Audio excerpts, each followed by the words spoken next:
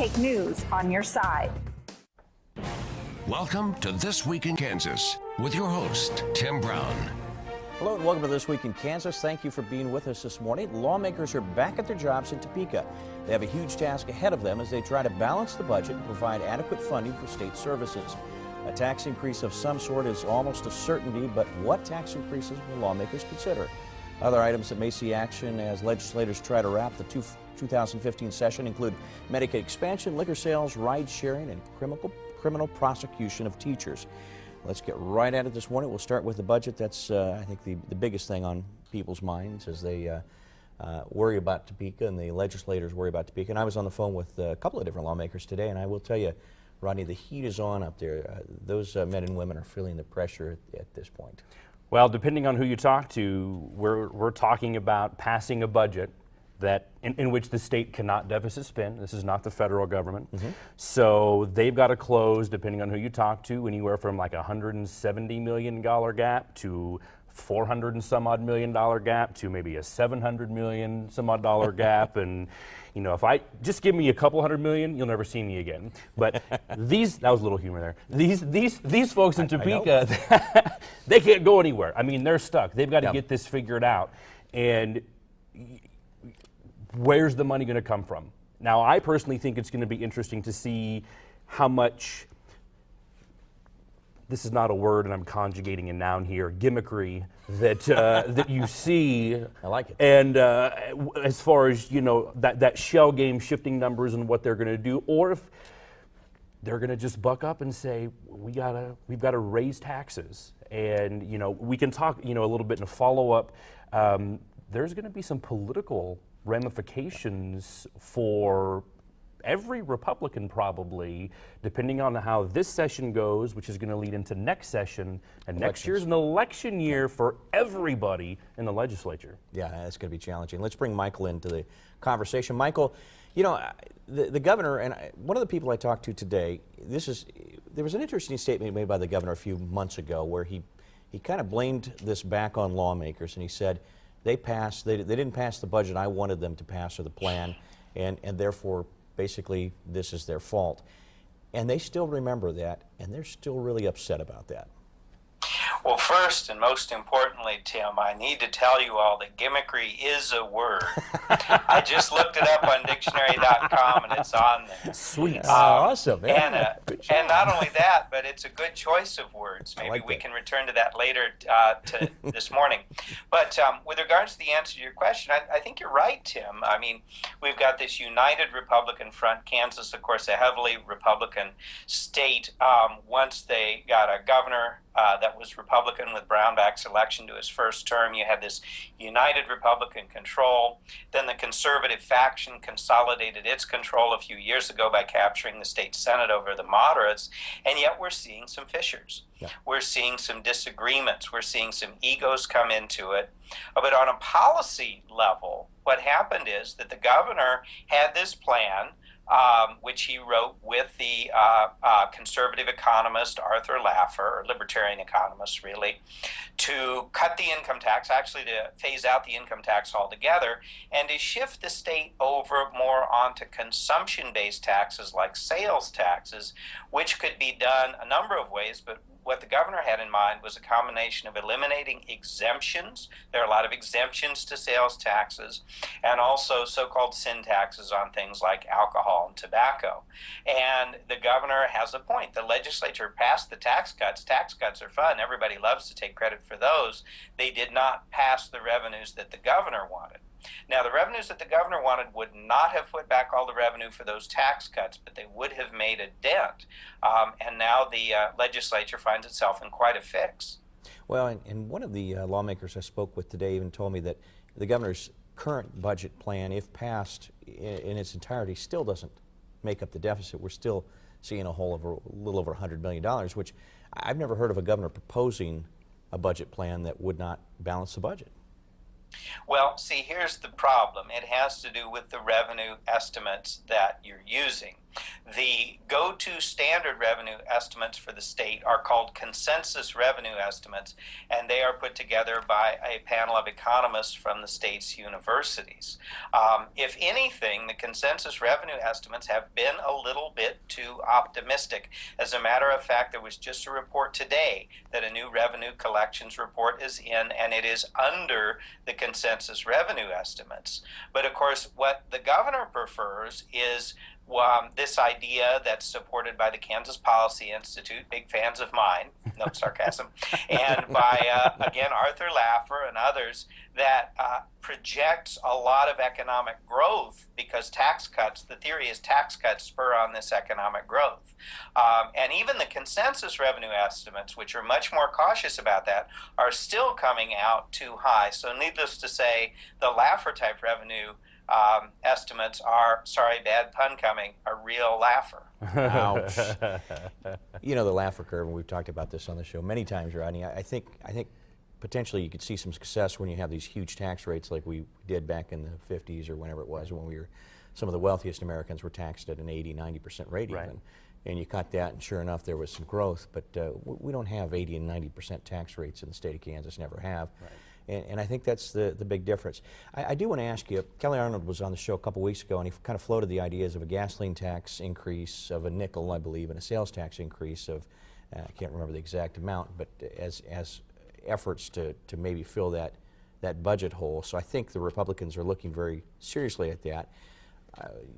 Are those the kind of things that would fly with the governor and with the public?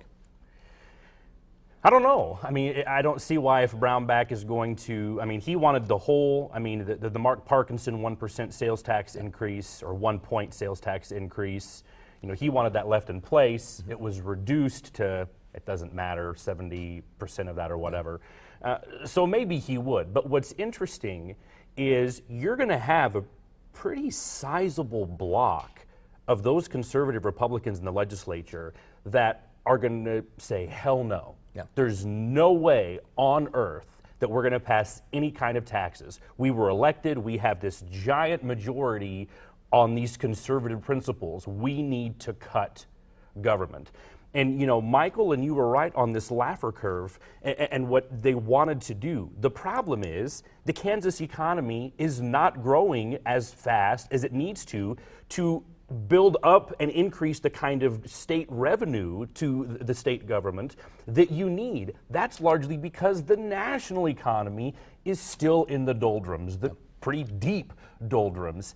That, coupled with, and I've said it on the show a couple times before, the federal payroll tax went up at just about the same time that these reforms, these cuts in Kansas were taking place. It was a lot of short-sightedness, perhaps, on the legislature and governor at that time, but they had a vision, and they went for it. Well, they've made their bed. Now they've got to lie in it, or whatever analogy, metaphor you want to go with there. The question's going to be really interesting to see what they do. And like I said, at some point we're going to have to start talking about political ramifications and what's going to happen with that. And I think they're big. Next session. And a couple of things. We want to take a commercial break here in just a second, but kind of tease as we go into the break. I do want to talk a little bit more about small businesses, because there is a big rift between the governor and a group of lawmakers concerning these taxes or lack of taxes for sole proprietorships. And Susan Wagle is kind of on one side and the governor's on another, and they're close allies. Sure. And when we talk about these small businesses, this gasoline tax and sales tax has a very direct impact on these small businesses. Yeah. So let's take a break. When we come back, we'll continue our discussion. Listen up, 'cause I got something to say. Adventure Dental smiles are here to stay. From teeth cleaning and polishing too, we'll even check your eyes for you. Adventure, come on if you want to have some fun. Adventure, come on, 'cause you're number one.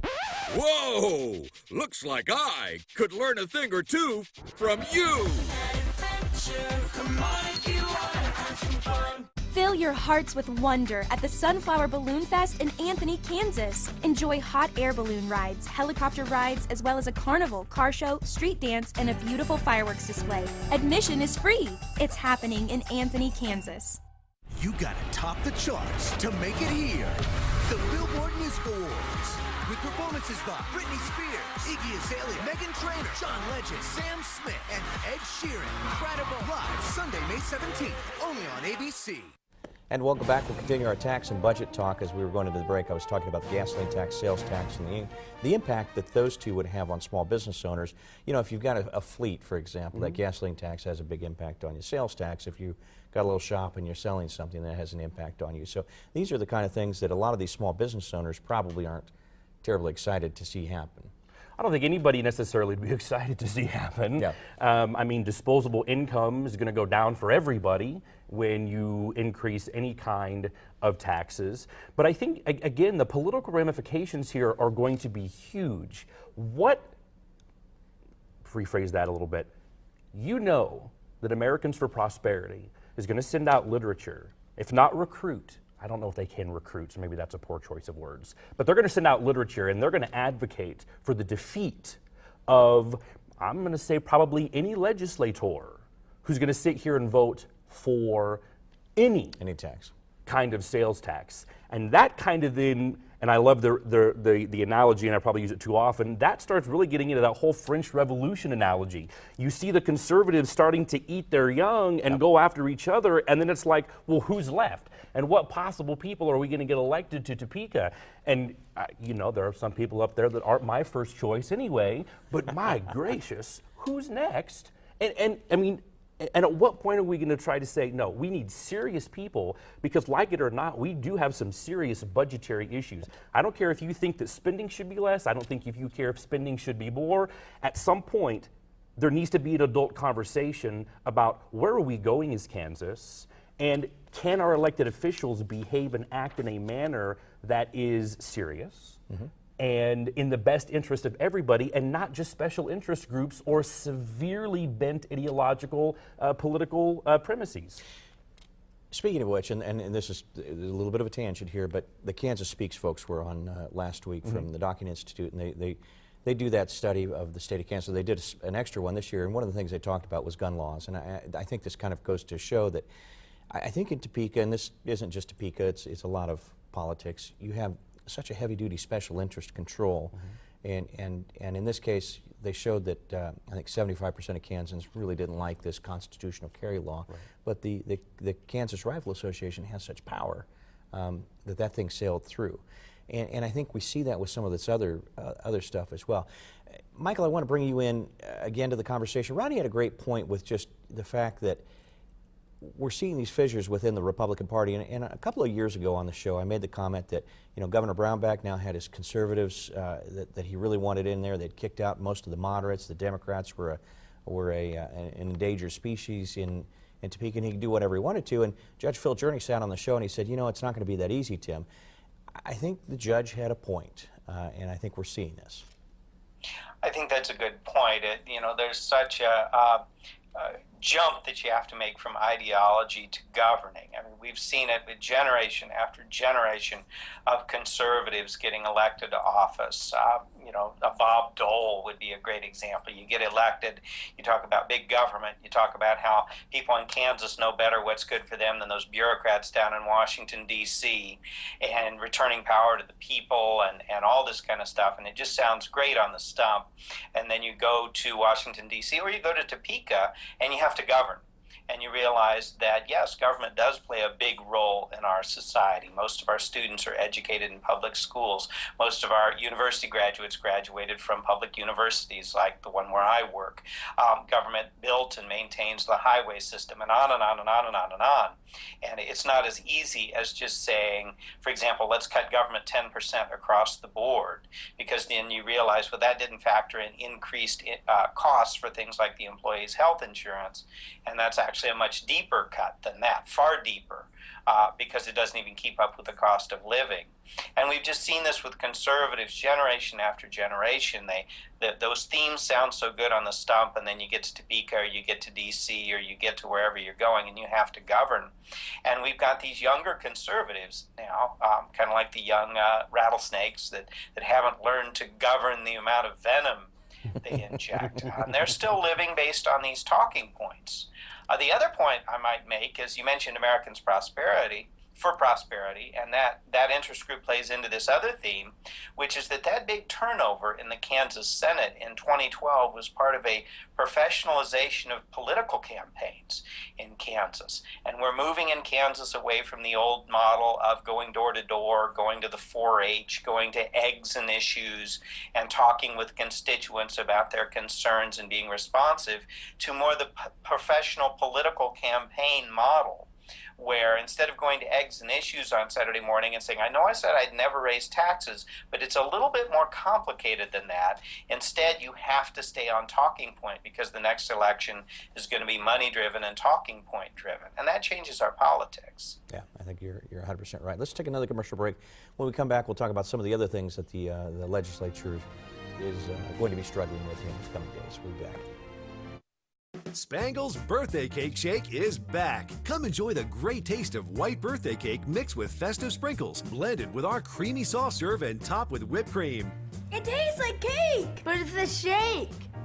Whipped cream. Come celebrate with a birthday cake shake, served with magic color-changing straws. Hey, it changed colors. Cool. Spangle's Birthday Cake Shake. Hurry in, they're only here for a limited time. Spangle's, it just tastes better. Now appearing at Rolling Hill Zoo, it's Masters of the Night, the true story of bats. Get up close and personal with the Seba short-tailed bat, the tiny fruit-eating bat that is only 2 inches long and weighs less than an ounce. Explore fun, hands-on interactives about these amazing creatures of the night inside the Wildlife Museum through September 7th. And it's all included in your regular admission to Rolling Hill Zoo. Masters of the Night is sponsored by Bennington State Bank and these fine sponsors. For more information, visit rollinghillzoo.org. And welcome back. Another big issue that's facing the governor and the legislature in Topeka is Medicaid expansion. And this has been interesting this year, because throughout the session it's kind of waxed and waned a little bit. And I think a lot of people never thought it would get much traction, and it's got a little more traction, quite a bit more traction than I think most of us anticipated. Excuse me, I've got a bit of a cold this week. One of the things that happened this week that was interesting, the Catholic bishops in the state came out in support of it, and they hadn't been in the past. And that has a significant impact with a lot of lawmakers. Governor Brownback is Catholic. Some of the other lawmakers that are holding leading positions in the Republican Party are Catholic, and they listen to those bishops. Oh yeah, and Michael asked to go back to it, so I'll bring it back. This might be where some of the gimmickry comes in. You know, if they can expand Medicaid and get some federal government money for the next couple of years, that could help in order to prevent any tax increase. I think you're going to have a lot of Republicans that start looking at that, and even some conservatives who are just going, you know, I like doing this. I want to get reelected. Yep. And if I can vote for something that probably a fair number of people in Kansas want or think is a good idea, and that's going to prevent me from voting for a tax increase, maybe let's go ahead and do this. And this is probably mean of me to say, but kick the can down the road and at least get me through the next election cycle. I don't know. I haven't looked at any of those numbers that specifically. A lot of this stuff is so highly convoluted to someone who, I mean, I think I'm somewhat educated. It's terribly confusing. I don't know. That's kind of where I maybe see the Medicaid expansion rationality coming for some of the center-right folks up there. Michael, a lot of these smaller hospitals in rural counties that have potentially, that are in conservative areas of the state, which would be, of course, most of the state, but the pressure is on there, and oftentimes, you know, it's the largest employer in that county. So I would imagine that some of that is starting to work on some of these lawmakers. I agree.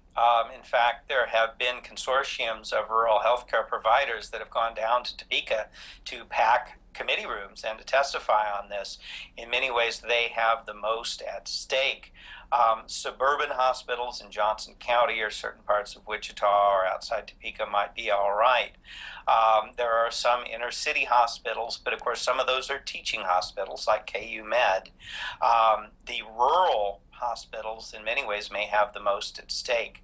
There have been conservative states, Republican voting states that have expanded Medicaid, Arkansas and Kentucky, for example. And the reason they did it couldn't be clearer. It was need-based. Those may be conservative states. Arkansas has turned very Republican since Bill Clinton left. But they also are states with high percentage of uninsured and, again, rural hospitals that were in trouble because if they provide treatment to that population, it's very hard for them to get paid anything. Yeah. And Kansas has a lower percentage of uninsured, although the trend's in the wrong direction. But it's still high enough, particularly in some of those lower income rural counties, that there's a lot at stake. Let's talk about Uncork, Kansas. We in fact, I got something in the mail from them just this week. Mm-hmm. We've heard a lot, but we haven't seen a lot of action in Topeka, or at least I haven't heard a lot in Topeka. I thought that it passed a committee or passed, I don't know if it passed the House. Not that my personal opinion matters necessarily. I'm a fan in theory. I don't know if the actual legislation deserves passage because it's so convoluted. Yeah. With the licensing and selling the license. And you buy and you're not issuing any more. But listen, if selling adult beverages at Dillon's or Walmart or wherever, gas stations, should be legal, then just make it legal. Yeah. I mean, either have a discussion and a conversation and an advocacy for competition is good in the free market, in which case it's highly defensible about what you're doing. This whole mess and trying to play here and appease and not totally offend everyone is just nonsense. But it was either today or yesterday that former CEO of Kroger or Dillon's wrote an op-ed that the Eagle published that he thinks it should pass. Well, sure, that's revenue for them. Yeah. Good idea, again, and I think I've said this now a lot the past 2 years, the legislation as written, really bad. Michael, your thoughts on selling liquor in grocery stores? It's really remarkable that with all the clout behind this, I mean, these are big, big players. Grocery stores, Walmart is involved, convenience stores, which often give a lot of money to state legislative campaigns. They're all in this, and it's still not a slam dunk. Kansas still has that traditional culture. But there's another piece of that, which is that these laws have created a business, the small liquor store, which at least is perceived as one that wouldn't be there or wouldn't be nearly as vibrant had it not been for these laws. And so you have this industry that was created by these laws, that hard spirits and wine have to be sold separately and higher alcohol beer. But yet now that industry is an industry and they're fighting for their survival. Although some friends of mine have pointed out that in Missouri, where the liquor laws are much, much looser, there are still independent liquor stores.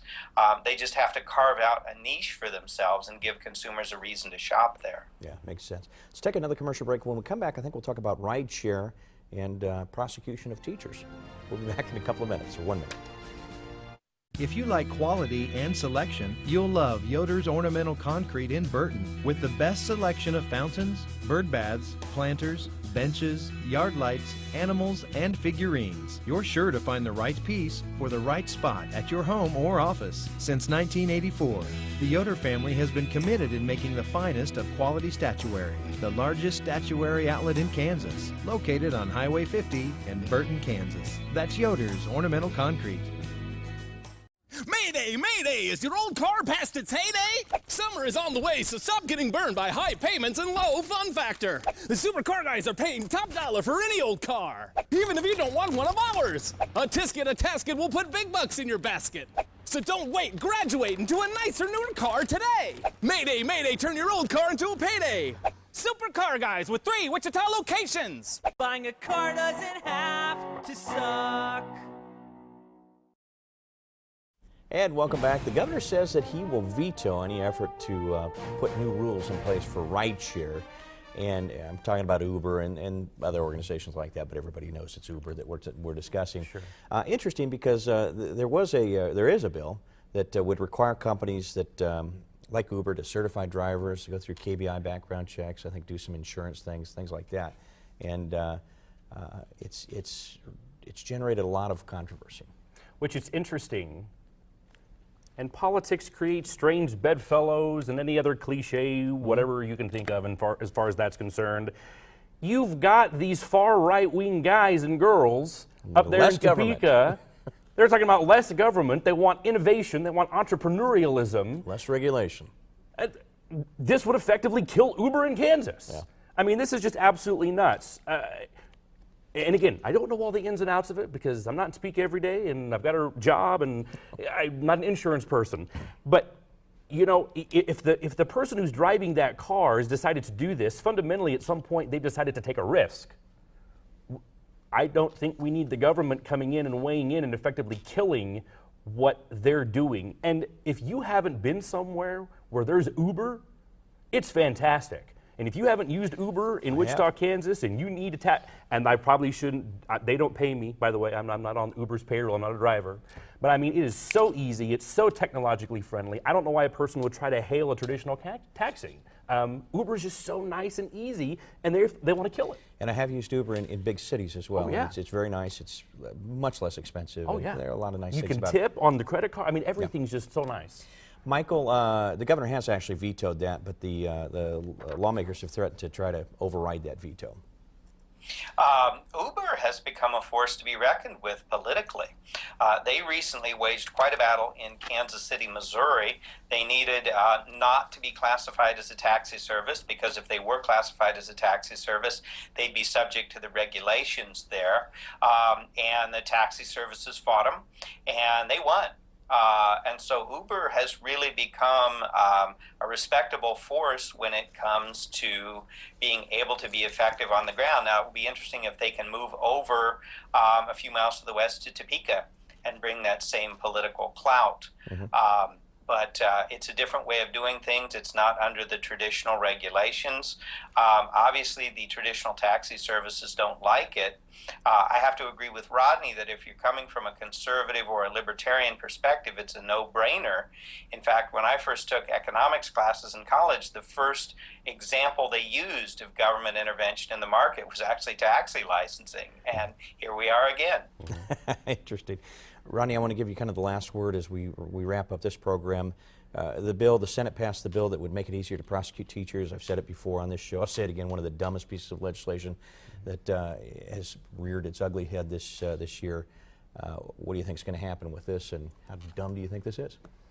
I think you've had me on the show before where I have waxed on, I hope eloquently, on the, I look like Sheldon Cooper there, with how dumb this is. You know, the system worked in the one instance, the impetus for this to begin with.